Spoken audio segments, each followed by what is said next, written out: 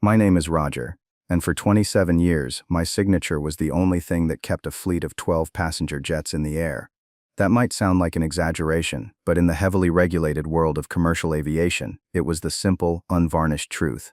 As the Chief Safety Inspector for Airlink Regional, my federal certification wasn't just a line on my resume, it was the legal bedrock upon which the entire company was built. It was a unique individual certification granted to me by the Federal Aviation Administration after a vetting process that felt more like applying to the CIA than for a job checking landing gear.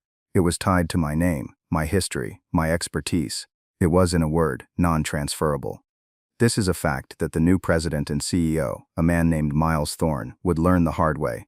It's funny how a single ill-informed decision can ground an entire airline, and it's even funnier when they have to come crawling back, checkbook in hand, begging you to fix the mess they made. If you've ever felt undervalued, if you've ever had your years of dedication dismissed by someone with a fancy degree and a cheap suit, then stick around. This story is for you. Let me know in the comments if you've ever had a boss who thought they were saving money but was actually bankrupting the company. And don't forget to subscribe for more stories about competence getting the last laugh.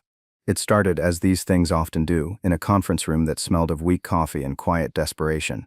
The room was on the top floor of our modest corporate headquarters, a building that still had the faint lingering smell of jet fuel in the ventilation system, a smell I had always found comforting. It was the smell of purpose. The room had a large mahogany table, a relic from the original owner, a man named Arthur Vance. Arthur was a pilot's pilot, a man who had built Airlink from 2 rickety prop planes into a respectable regional carrier. He understood that safety wasn't an expense, it was the entire product. He'd hired me himself, back when I was a young airframe and power plant mechanic with a knack for seeing hairline fractures no one else could. He was the one who sponsored my journey to becoming a designated airworthiness representative, the official title for the poor soul whose signature meant everything. But Arthur had retired 5 years ago, selling his controlling stake to a faceless private equity firm from Chicago. And they, in turn, had just installed Miles Thorne as our new president. Miles was everything Arthur was not. He was young, probably not even 40, with a sharp jawline, a haircut that cost more than my first car, and an MBA from a school that was very proud of itself. He spoke in a language of synergies, optimizations, and leveraging core competencies. He walked the halls with a kind of brisk, unearned confidence, his eyes scanning everything not for its function, but for its cost. He saw our airline not as a complex living machine of people and steel, but as a collection of assets and liabilities on a spreadsheet. And my salary, apparently, was a very large, very red liability. The summons had come via a calendar invite with no subject, just meeting with Miles Thorne. I knew what it was. You don't spend 3 decades in any industry without learning to smell the storm on the wind. I walked in and saw him sitting at the head of the long table, a thin folder in front of him. A woman from Human Resources, someone I'd only seen once or twice, sat silently to his left, her expression a carefully neutral mask. Miles didn't ask me to sit. He just gestured vaguely to the chair opposite him. He opened the folder. The first words out of his mouth were not hello, not thank you for your service, but a statement of fact. He said, "Roger, we're making some structural changes to streamline our operational overhead. It's part of a broader initiative to maximize shareholder value." I just nodded. I'd learned long ago that in moments like these, silence is a form of power. Let them fill the void. Let them show their hand. He continued, his voice smooth and detached, as if he were discussing quarterly depreciation. "We've analyzed the departmental budgets, and frankly, the salary for the chief safety inspector position is exorbitant. It's an outlier, an inefficiency. 27 years of keeping thousands of people safe every single day, and I was an inefficiency." I thought of the late nights, the holidays spent at the hangar, the time I'd personally grounded a plane on Christmas Eve because of a suspicious reading on a hydraulic pressure test. A decision that had cost the company a fortune in the short term, but had prevented what the subsequent investigation called a catastrophic failure scenario. I thought of Arthur Vance shaking my hand that night, his own eyes tired but grateful, saying, "You can't put a price on that, Roger." Turns out, Miles Thorne could, and he had. He pushed the folder across the table. Inside, it was just a single letter, a termination notice, effective immediately. He said, "We appreciate your contributions, of course. The company has decided to move in a new direction. We'll be hiring a replacement inspector at a more sustainable, market-rate salary. HR will walk you through the severance details. Your personal effects will be boxed up and sent to your home." I didn't look at the folder. I looked at him. I kept my face calm, my hands resting on my knees. I wanted to see if there was any flicker of doubt in his eyes, any hint that he understood the gravity of what he was doing. There was nothing. just the placid certainty of a man who has only ever looked at the world through a spreadsheet. I asked one question. Just one. My voice was even quiet. I said, "Miles, who signed off on the flight authorizations for this afternoon's departures?" He blinked, a brief moment of confusion. He glanced at the HR woman, who just shrugged slightly. He looked back at me. "I don't know. Operations, I assume. The new inspector will handle that going forward." "I see," I said. I stood up. I didn't touch the folder. I just looked at him and said, "Well, good luck with that." And I turned and walked out of the room. As I walked down the long hallway, past the photos of our planes, past the framed mission statement Arthur had written himself, a thought echoed in my mind. It was a phrase he used to use all the time. Competence isn't cheap until you lose it. Miles Thorne was about to get a very, very expensive education in that exact principle. The moment my keycard was deactivated and I stepped out of that building, every single aircraft in the Airlink regional fleet was, by the strict letter of Federal Aviation Regulation Part 121, legally and irrevocably grounded. He just didn't know it yet. The drive home was surreal. It was a route I had taken thousands of times, a ribbon of asphalt so familiar I could have navigated it in my sleep. But that day, everything felt different, sharper. The sky seemed too blue, the drone of the highway traffic too loud. I felt strangely disconnected, as if I were watching a movie of my own life. I drove my sensible, paid-off sedan, the car of a man who plans for the future, who values reliability over flash. And in my head, I kept replaying the scene in that conference room, the condescending tone, the buzzwords, the utter blissful ignorance. I didn't feel rage, not yet. That would come later. What I felt was a profound, hollow sense of betrayal. It wasn't just about the job or the money. It was about the erasure of a life's work. 27 years. I started with Airlink when it was just Arthur Vance, myself, and a grizzled old mechanic named Gus who swore a prop plane had more soul than any jet. We worked out of a single drafty hangar that smelled of oil and optimism. Our office was a folding table and two mismatched chairs. Arthur had the vision, Gus had the wrenches, and I had the eyes. My job was to see what could go wrong before it did. I remembered the day Arthur came to me with a stack of FAA paperwork so thick it could have been used as a doorstop. He dropped it on the table with a thud. He said, "Roger, I want to take this airline to the next level. Jets, regional routes. But to do that, the feds need one of us to be their guy on the inside. Someone they can trust implicitly, someone whose word is gospel. They call it a designated airworthiness representative. It's a mountain of training, a background check that would make a spy nervous, and a level of personal liability that would terrify a normal man. I want you to be that man." It wasn't a request, it was a vote of confidence. It was the biggest one anyone had ever placed in me. So I did it. I spent 6 months in Oklahoma City, living out of a cheap motel, studying regulations until my eyes burned. I sat for exams that were designed to break you. I was interviewed by stern-faced federal agents who questioned every decision I'd ever made in my professional life. And at the end of it, they handed me a small, unassuming certificate with my name on it. It didn't look like much, but it was a key. It was the master key to operating a commercial airline in the United States. And the rules were crystal clear. This authority was vested in me, Roger Miller, the individual. It wasn't granted to Airlink Regional, the corporation. The company could operate because I worked there. The moment I didn't, that authority vanished. As I pulled into my driveway, the full weight of it started to settle in. My wife, Sarah, was at the door before I even got out of the car. She has a sixth sense for these things. She took one look at my face and knew. She didn't say a word, just wrapped her arms around me. That was when the composure I'd maintained in that boardroom finally cracked. The cold, professional shell dissolved, and I just stood there in my driveway, holding on to my wife. The familiar scent of her perfume, a grounding anchor in a world that had suddenly tilted on its axis. We went inside. I sat at the kitchen table while she made coffee, the familiar ritual a small comfort. The silence was heavy. Finally, I told her everything. The meeting, the buzzwords, the casual dismissal of my entire career. I told her about my one question, the one about the afternoon flight authorizations. She stopped, the coffee pot in her hand. She's a smart woman, a retired nurse. She understands systems and protocols.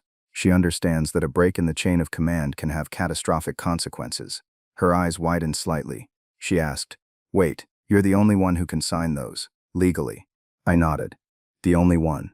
To get a new corporate approval for someone else would mean starting the entire process from scratch. Vetting, training, exams. The FAA doesn't rush that. They have a backlog. Last I heard, the waiting list for a new corporate designing approval was at least 6 months, maybe longer now. Sarah sat down opposite me, A slow smile spread across her face. It wasn't a cruel smile. It was a smile of pure, unadulterated irony. She reached across the table and took my hand. "So what you're telling me," she said, her voice laced with a humor that was starting to chip away at my despair, "is that our new brilliant CEO just fired the one person who can legally allow his planes to leave the ground." "Yes," I said. And the word, spoken out loud in the safety of my own kitchen, suddenly didn't feel like a defeat. It felt like a punchline. He thinks he can just post a job on LinkedIn and have a replacement by Monday morning. He thinks my certification is like a set of office keys you can hand off to the next guy. The phone rang. My work cell. I looked at the screen. It was Dave Sterling, my head of maintenance. Dave was my protege. I'd hired him 20 years ago as a kid fresh out of trade school. A bit rough around the edges, but with a natural talent for diagnostics. He was family. I let it go to voicemail. I needed a minute. My personal phone buzzed a second later with a text from him. It just said, "Call me, urgent. All hell is breaking loose." The despair I'd felt in the car was evaporating, replaced by something else. A cold, clear resolve. For years, I had tolerated the creeping rot of corporate culture. The endless meetings about synergy that produced nothing. The budget cuts that shaved microns off our safety margins. The promotion of smooth talkers over competent doers. I had tolerated it all out of a sense of loyalty to Arthur's legacy, to the people who depended on me. I was the company man, the steady hand on the tiller. But they had taken that away from me. They had severed that loyalty with the cold, clean cut of a termination letter. They had released me from my obligation. Miles Thorne thought he was cutting a line item from a budget. What he had actually done was remove the kingpin from the entire machine. I thought about another thing Arthur Vance used to say. He'd say, "Roger, a plane on the ground is a tragedy. It's a beautiful machine designed for the sky, and it's just sitting there, losing money and wasting potential. But you know what's worse? A plane in the sky that shouldn't be." Miles Thorne was about to learn the first half of that lesson intimately. He was about to stare at a fleet of very expensive, very beautiful machines that were going nowhere. And every minute they sat there, they wouldn't just be losing money, they would be a testament to his own colossal arrogance. The phone buzzed again. Another text from Dave. "They just figured it out. OPS is on fire. FAA just called." I took a slow sip of my coffee. It was the best cup of coffee I'd ever tasted. The catalyst for my action wasn't a grand plan for revenge. It was the sudden, shocking realization that I didn't have to do anything at all. My entire career, my value was in my action, in checking, in signing, in verifying. Now my value was in my inaction. My power was in my absence. And I resolved right there at my kitchen table to let that absence speak as loudly as possible. I was going to sit back and watch the consequences of their decision unfold, brick by painful brick. Some people only understand value when they see the bill for its absence. And I had a feeling the bill for mine was going to be astronomical. The plan, if you can call it that, wasn't something I conceived in a fit of vengeful inspiration. It was something I had built, piece by piece, over 27 years. My secret weapon wasn't a hidden file or a piece of code. It was the system itself. It was the entire edifice of safety and compliance that I had painstakingly constructed around the airline, a structure so deeply integrated and personalized that removing me was like pulling the foundation out from under a skyscraper. Miles Thorne saw a name on an org chart with a big salary next to it. He failed to see the thousands of load-bearing threads that ran from that name to every single critical function of the airline. To truly understand the depth of his mistake, you have to understand the nature of my certification. It's not just a license like a driver's license. It's a delegation of federal authority. The FAA, in essence, was saying, "We can't have an agent in every hangar, every day. So we are going to deputize one individual, a person of unimpeachable character and expertise, to act on our behalf. This person, this designated airworthiness representative, or DR, is our eyes and ears. Their signature on a maintenance log, an airworthiness release, or a major repair authorization carries the full weight of federal law." Getting that designation was an odyssey. It wasn't just about technical knowledge. They dug into my life. They interviewed former colleagues, checked my financials, and ran a background check that went back to my high school summer job. They needed to know I was beyond reproach, that I couldn't be bribed or pressured into signing off on a plane that wasn't 100% safe. The final stage was a week of intense, scenario-based interviews in a sterile government building. Men in gray suits would throw impossible situations at me. A plane is on the tarmac, full of passengers, the last flight out before a hurricane. You find a discrepancy in the engine log, a minor one, almost certainly a clerical error. The CEO is on the phone, screaming about the financial hit. The station manager is telling you about the families that will be stranded. What do? The correct answer, the only answer, was always the same. The plane doesn't fly. You don't bend. You don't compromise. You don't bow to commercial pressure. You are the final backstop. Your loyalty is not to the airline's profit margin, it is to the physics of lift and the unforgiving laws of gravity. Over the years, I had built our entire safety protocol around this principle. I wrote the manuals myself. Not just the big 3-ring binders that sat on a shelf, but the practical, day-to-day checklists and procedures. The Rogerisms, as the maintenance crews called them. A specific way to check for metal fatigue on the wing spars of our older 737s. A unique cross-check system for avionics software updates. These weren't FAA requirements, they were my requirements, born from decades of experience and a healthy dose of paranoia. And because I was the designated authority, my requirements became company policy, woven into the very DNA of our operations. My leverage, therefore, wasn't just the certificate in my wallet. It was the institutional knowledge in my head. It was the nuanced understanding of our specific fleet, its quirks, its history. It was the personal relationships I had cultivated, not just with my own crews, but with the FAA field office. The lead FAA agent in our region, a guy named Frank, wasn't just a regulator to me. We'd come up together. We'd spent countless hours in hangars, drinking bad coffee and arguing about the finer points of turbine blade inspection. He trusted my judgment. When I called him about an issue, he knew it was serious. When I signed off on a plane, he knew it was sound. That kind of trust isn't transferable. A new inspector wouldn't just have to get a certificate. They'd have to build that trust from zero, and that takes years, not weeks. My most important asset, however, wasn't a regulator. It was my people. Chief among them was Dave Sterling, my head of maintenance. Dave was more than a subordinate. He was the keeper of the practical flame. I was the architect of the safety system, but Dave and his crew were the ones who made it work every single day, in the rain, in the dead of night with grease under their fingernails. After ignoring his first few frantic calls, I finally picked up. I was sitting in my home office, a room filled with aviation books and aircraft models. It was my sanctuary. I put the call on speaker. Roger. Thank God. Dave's voice was tense, crackling with adrenaline. You're not going to believe this. I'm listening, Dave, I said, my voice calm. They canned you. I saw the email from HR, said you were leaving to pursue other opportunities. The whole place is buzzing. But that's not the crazy part. What's the crazy part, Dave? The 4 o'clock to Denver, Flight 714, it's ready to push back. The captain, John Riley, he's doing his final walk-around, and he asks dispatch for the signed airworthiness release. Standard procedure. Dispatch says they don't have it. Riley asks them to get it from you. Dispatch says you're unavailable. So Riley, he's old school. He says no signature, no flight. He's not moving the plane an inch. And that's when it started, I presumed. Started. Roger. It was like a bomb went off in the operations center. The station manager starts screaming. He calls the new guy, Thorne. Thorne gets on the line with Riley and basically orders him to fly the plane. Says it's a direct order.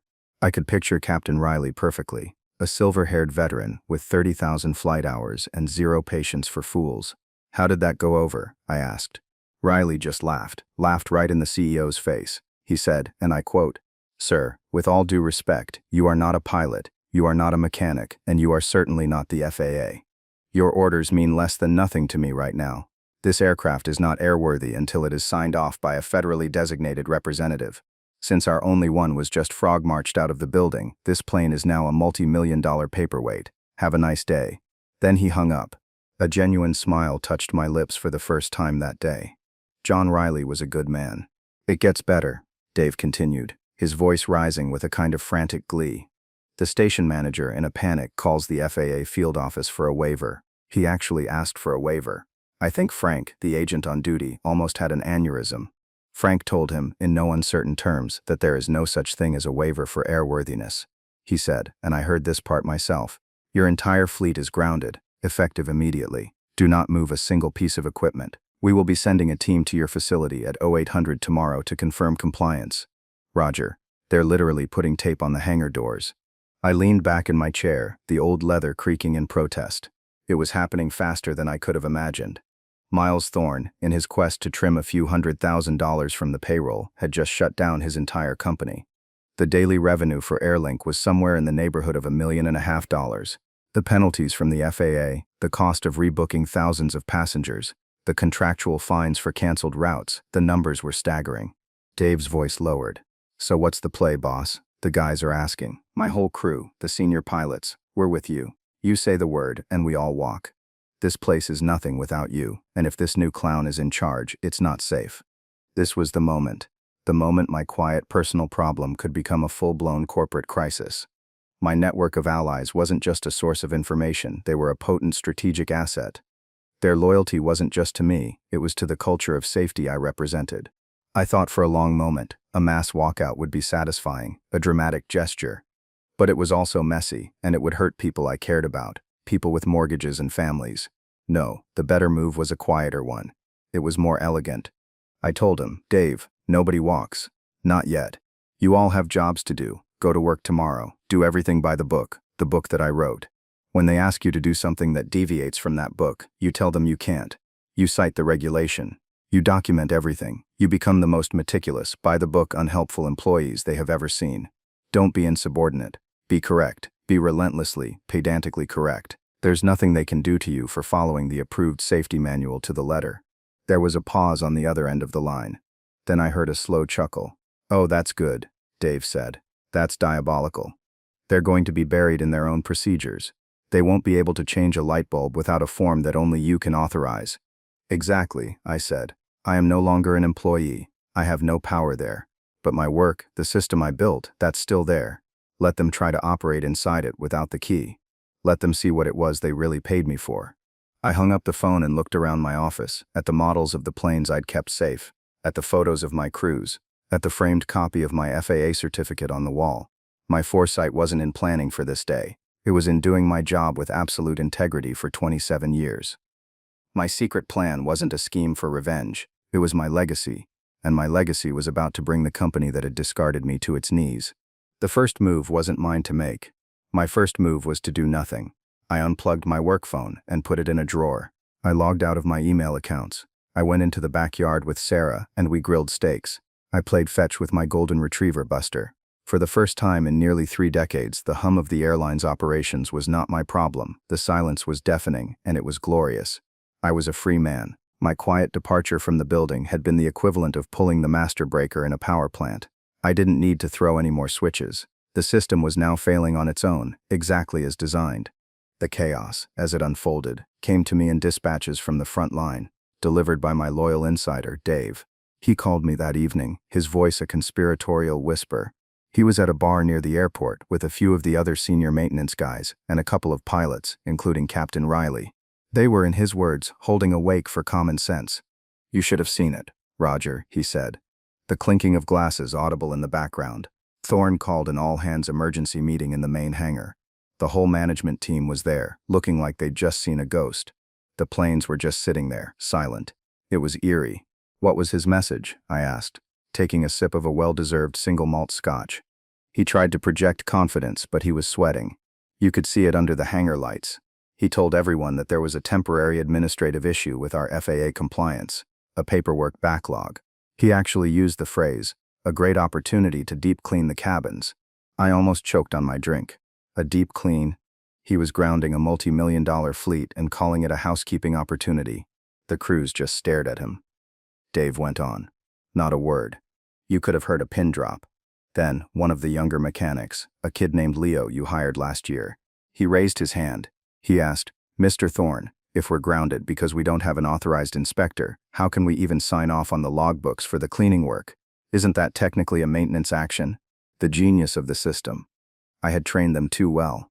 Every action, no matter how minor, had to be logged, and the logs had to be certified. Dave chuckled. Thorne's face went completely white. He had no idea. He just stammered something about getting back to him on that and quickly ended the meeting. He's in way over his head, Roger. He's trying to pilot a 747 with a driver's permit. The next morning, the real panic began to set in. The grounding was no longer an internal problem. It hit the news. A local TV station ran a story. Airlink Regional Ground's entire fleet amidst FAA scrutiny. The report was vague, mentioning regulatory non-compliance. The company's official statement was a masterpiece of corporate doublespeak about proactively pausing operations to ensure the highest standards of safety. My phone started ringing again, but this time it was my personal cell. Numbers I didn't recognize. The first one I answered was a reporter from an aviation trade journal. He was sharp. He'd already connected the dots. He said, Mr. Miller, my sources tell me your departure from Airlink and the fleet-wide grounding are not a coincidence. Can you confirm that the airline currently has no designated airworthiness representative on staff? I gave him the most honest and most damaging answer I could. I said I can only confirm that I am no longer an employee of Airlink Regional. For any questions about their operational status, you'll have to speak to their management. I wish them the best. Wishing them the best. It was a perfectly professional, perfectly neutral statement that was the equivalent of pouring gasoline on the fire. It confirmed everything without confirming anything. An hour later, the journal published an article online with a headline that sent shockwaves through the regional airline industry.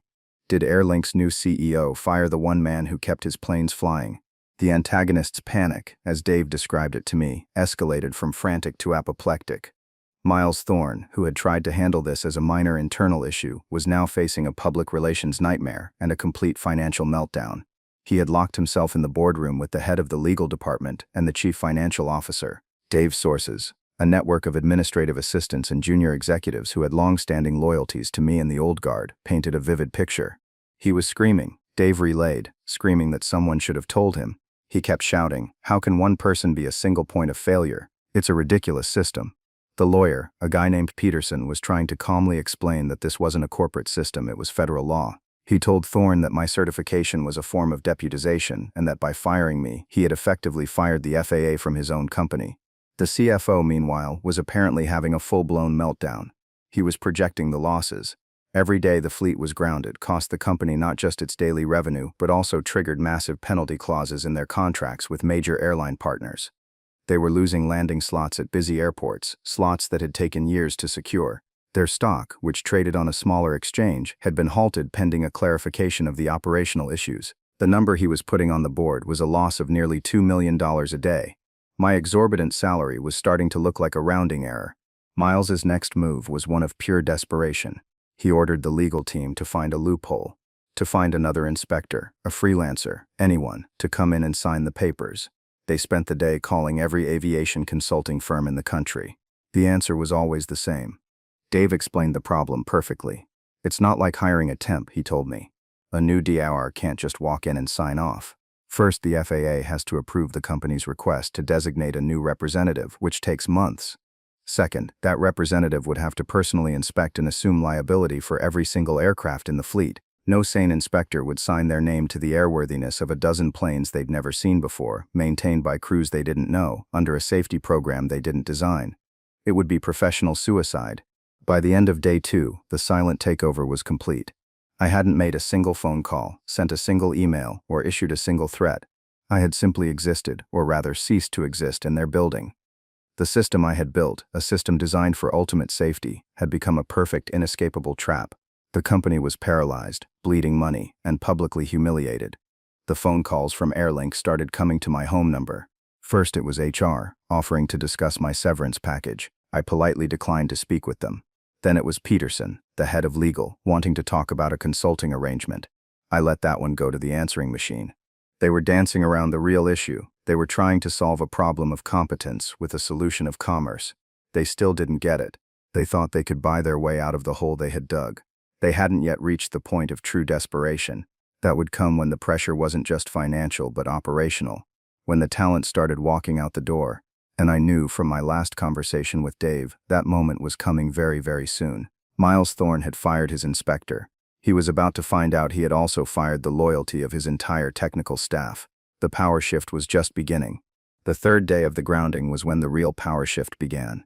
It started not with a bang, but with a quiet, coordinated act of professional integrity. Dave Sterling, my head of maintenance, along with Captain John Riley and 3 other senior pilots, walked into the office of the chief operating officer, a man named Henderson who was one of Miles's new hires. They didn't go to Miles directly. That would have been a confrontation. This was more effective. This was a notification. Dave told me all about it later that day. The 5 of them stood in Henderson's office, calm and resolute. Dave, acting as the spokesman, placed 5 letters on Henderson's pristine desk. He said, and Dave recounted the words with pride, "We are not resigning. We are informing you that the core of your senior technical and flight operations staff has lost all faith in the current leadership of this company. My crews and these pilots cannot in good conscience work for an organization that has demonstrated such a cavalier disregard for the foundational principles of aviation safety." Henderson, a man whose primary skill was managing spreadsheets, just stared at the letters. He stammered, Is this a threat? Is this a coordinated walkout? Because that has serious legal implications. Captain Riley stepped forward. He was an imposing figure even out of uniform. He said with that dead calm voice pilots use in an emergency, "It's not a threat, Mr. Henderson. It's a statement of fact. My pilot's license is my livelihood. My primary responsibility is to the safety of my passengers and my crew, not to the company's bottom line. I will not fly for a CEO who believes safety protocols are an inefficiency. We believe Roger Miller's termination was not just a personnel issue, but a fundamental breach of the trust that must exist between management and flight operations." He then delivered the killing blow. He said, "Therefore, we are formally requesting a meeting with the board of directors to discuss the fitness of Mr. Thorne to lead this airline. Until Roger Miller is reinstated to his position with full authority, you can consider us, and the dozens of mechanics and pilots who stand with us, to be on a safety stand-down. We will perform our duties, but we will not be complicit in the dismantling of a safety culture that has kept this airline accident-free for nearly 30 years. It was a masterstroke. They weren't quitting. They weren't striking. They were invoking the very language of safety that the company was now publicly championing in its pathetic press releases. A safety stand-down. How could management argue with that? It put them in an impossible position. Fire their most experienced pilots and mechanics for being too committed to safety. The optics would be catastrophic. The news of this meeting ripped through the company like a shockwave. This was no longer just about me. It was a full-blown rebellion of the competent. The talent exodus hadn't even happened yet, but the threat of it was now hanging over Miles Thorne's head like a guillotine. The people who actually made the airline run, the mechanics who knew the quirks of each engine, the pilots who could land in a crosswind, the dispatchers who managed the complex dance of logistics were sending a clear message. Their loyalty was to the standards, not the suits. This was the moment the desperate counter-manipulation began. The calls to my house became more frequent, more frantic. They finally understood that this wasn't a problem that HR or the legal department could solve. This was a Roger Miller problem. Late that afternoon, my personal phone rang. The caller ID said Airlink Regional HQ. I let it ring for a moment, then answered, my voice neutral. "Hello? Roger, it's Bill Henderson, the COO. "I know who you are, Bill," I said. "Listen, Roger, I think there's been a terrible misunderstanding, a breakdown in communication." "Oh, I think the communication was perfectly clear," I replied, keeping my tone level. "I was terminated because my salary was an inefficiency." His voice was slick with practiced corporate diplomacy. "That was an unfortunate choice of words. Miles is, well, he's new to this industry. He doesn't fully grasp the intricacies." "That's one word for it," I said. He cleared his throat, the sound of a man deeply uncomfortable.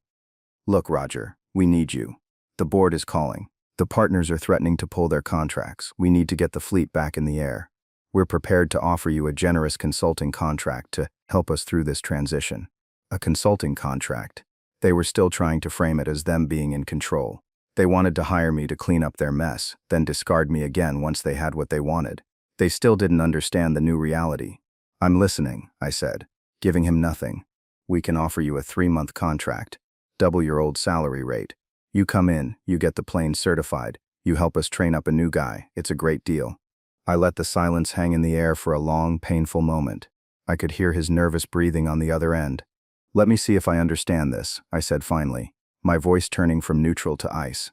"You want me to come back and put my personal federally mandated legal authority on the line for an organization whose leadership has proven itself to be fundamentally incompetent. You want me to take on the liability for a fleet that has been sitting dormant, managed by people who don't understand their own procedures.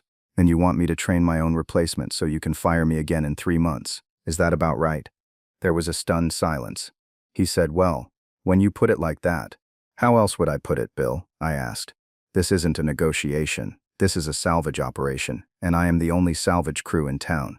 Your great deal is an insult."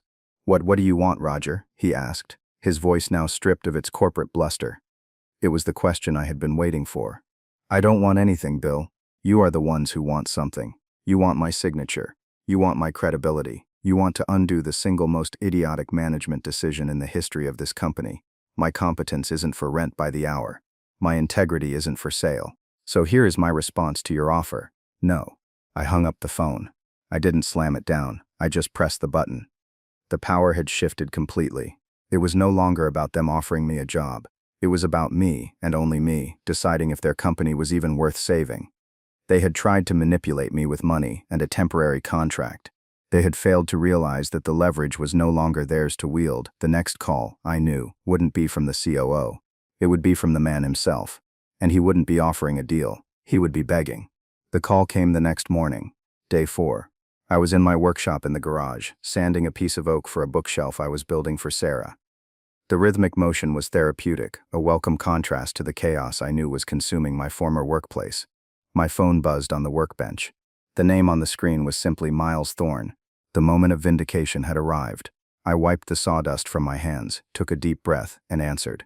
My voice was calm, almost bored. I said, Miller. Roger, it's Miles. His voice was completely different from the one I'd heard in the conference room.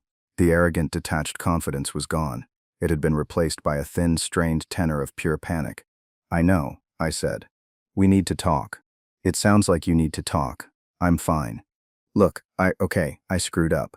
His voice cracked on the last word. The admission, so direct and raw, was surprising. He must have been truly broken. I made a mistake, a big one. I didn't understand.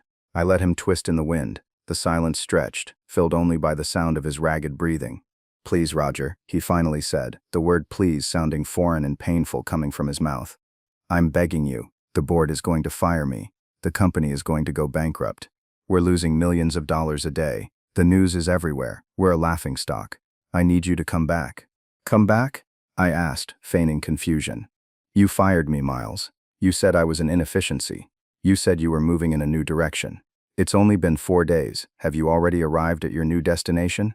The sarcasm was a scalpel, and I could feel it cut him. No. Look, just tell me what you want. Anything. Name your price. It's not about a price, Miles. This is the part you still don't get. This is about competence. This is about respect. You and your board bought an airline, but you don't have a clue how to run one. You looked at a complex, safety-critical operation and saw nothing but numbers on a page. You didn't see the people, the experience, the culture that kept it all from falling out of the sky. I know, he said, his voice small. I know that now. Do you? I continued, pressing my advantage. Do you understand that my signature on a piece of paper is the culmination of 30 years of experience?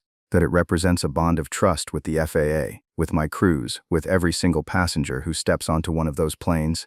You didn't just fire an employee, Miles. You broke that trust. You can't just buy that back with a consulting fee. So what do we do? He asked, the desperation naked in his voice. What do I do? Here's what you're going to do, I said, my tone shifting from accusatory to commanding. I was no longer the discarded employee. I was the one dictating terms. You are going to offer me a new role. Not as an employee. I will never be your employee again. I will be an independent contractor. Okay, yes, of course, he said quickly. My official title will be Executive Safety Consultant. I will report directly to the Board of Directors, not to you. My contract will state, in ironclad language, that I have absolute and final authority on all matters of airworthiness, maintenance, and safety compliance. My decisions cannot be overruled by anyone, including the CEO. That means you. He hesitated for a second. The board will agree. I cut him off. Because their only other option is presiding over the liquidation of their new asset. Is that clear? Yes, crystal. My compensation will be a daily rate, not a salary. And that rate will be equivalent to 3 times my old annual salary, prorated. The contract will be for a minimum of 1 year, with a clause that it can only be terminated by me, or by the board for proven gross negligence, which will never happen. I could hear him doing the math in his head. The number was astronomical.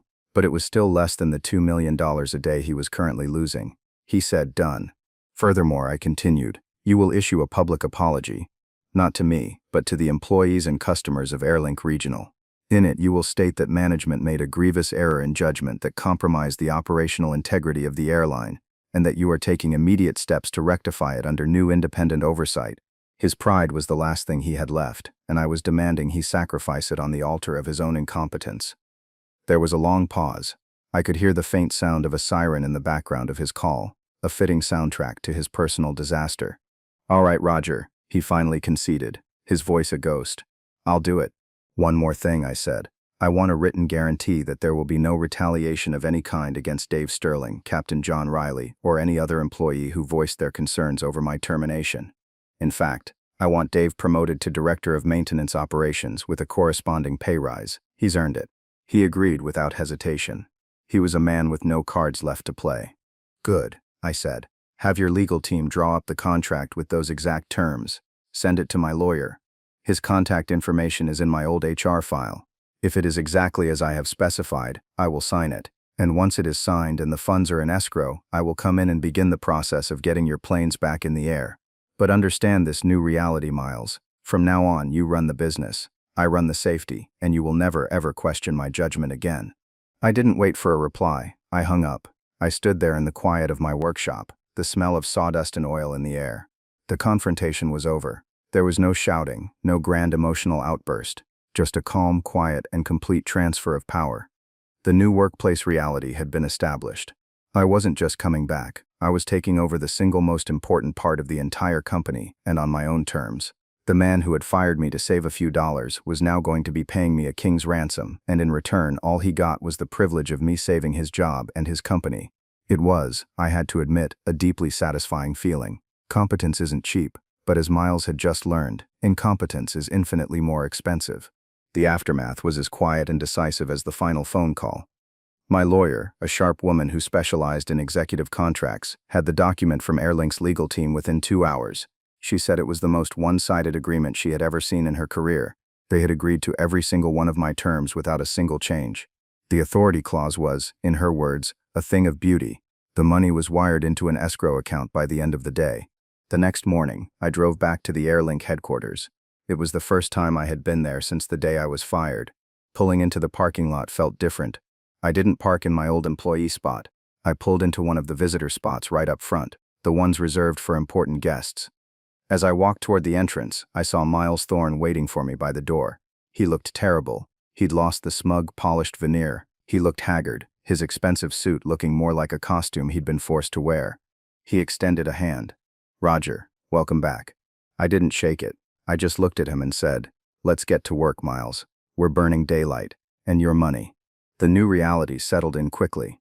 I walked into the operations center, and it was like a switch was flipped. The tension that had hung heavy in the air for days evaporated. The dispirited-looking staff suddenly stood up straighter. Dave Sterling saw me, and a huge grin broke out on his face. He came over and gave me a firm handshake. He said, "Welcome back, boss. It's good to have you." "It's good to be back, Dave," I said, or should I say Director Sterling. He just laughed. The news of my terms had already spread. The power shift wasn't just on paper, it was real and tangible. I spent the next 2 days in a whirlwind of activity, but it was a whirlwind I controlled. I went through every logbook for every plane. I had Dave's crews perform a full diagnostic on every system. I personally inspected the 4 aircraft that had been closest to departure when the grounding hit. I found a few minor issues, things that had been overlooked in the chaos of the last few days, and I made sure they were corrected perfectly. On the 3rd day, I picked up a pen and signed the first airworthiness release. Flight 714 to Denver, the very plane Captain Riley had refused to fly, was finally cleared for departure. I walked the form over to the gate myself and handed it to Riley. He looked at the signature, then looked at me, and gave a slow, respectful nod. He said, "Good to have a professional in charge again, Roger." I just clapped him on the shoulder. "Make it a smooth one, John." Watching that 737 push back from the gate and taxi toward the runway was a profound moment of vindication. It wasn't just a plane taking off. It was my authority, my value, made visible against the blue sky. Miles stood beside me in the terminal, watching. He didn't say anything. He knew his place now. He was the owner of the hardware, but I was the master of the system. The public apology he issued was humiliating for him and deeply satisfying for everyone else. It was printed in trade journals and sent as an email to every employee. He admitted to a fundamental misunderstanding of safety-critical roles and pledged the company's unwavering commitment to a new safety-first culture under independent oversight. He had been publicly declawed. My new role was exactly what I had designed it to be. I had an office next to the C-suite, but I was rarely in it. I spent my time where I belonged, in the hangars, in the operations center, on the flight line. I worked with Dave to streamline our maintenance procedures, not to cut costs but to improve efficiency and reduce the chance of error. The crews were re-energized. The safety stand-down was over, replaced by a renewed sense of pride and professionalism. They knew management had been put in its place. They knew that competence now had a seat at the head of the table. Miles Thorne kept his job, barely. The board put him on a very short leash. He avoided me for the most part, which suited me just fine. Our interactions were brief, formal, and always ended with him deferring to my judgment. The balance of power had been permanently altered. He had tried to get rid of my exorbitant salary, and in doing so, had ended up paying me 3 times as much to be his boss on all the things that truly mattered. So why am I telling you all this? It's not just to brag about getting one over on an arrogant CEO. It's because my story, in one way or another, is your story. It's the story of anyone who has ever poured their heart and soul into their work, only to be treated like a disposable cog in a machine.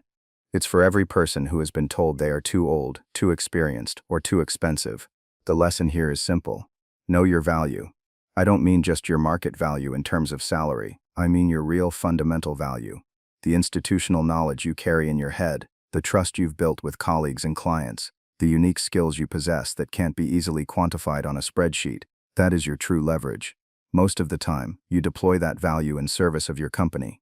But if that loyalty is ever betrayed, remember that your value doesn't disappear. It becomes your own. Arrogance and incompetence always, eventually create a vacuum. And that vacuum is always filled by the consequences of their own actions. My revenge wasn't a complex plot. My revenge was simply stepping aside and letting the laws of physics and the laws of the FAA do their work. I let the natural consequences of a terrible decision play out. So if you're out there feeling undervalued, don't just get angry, get strategic. Understand where the real power lies in your organization. It's often not in the corner office, it's in the quiet competence of the people who make things work. Build your skills, foster your relationships, and understand your own irreplaceability. Because one day, you might be the only one who knows how to keep the planes in the air, and in that moment, you get to set the terms. Thank you for listening to my story. If it resonated with you, hit that like button and share it with someone who needs to hear it. And please subscribe to the channel for more stories of competence, vindication, and the sweet, quiet satisfaction of getting what you deserve. Let me know in the comments below about a time you saw an incompetent boss get exactly what was coming to them. I read every one. Stay safe and know your worth.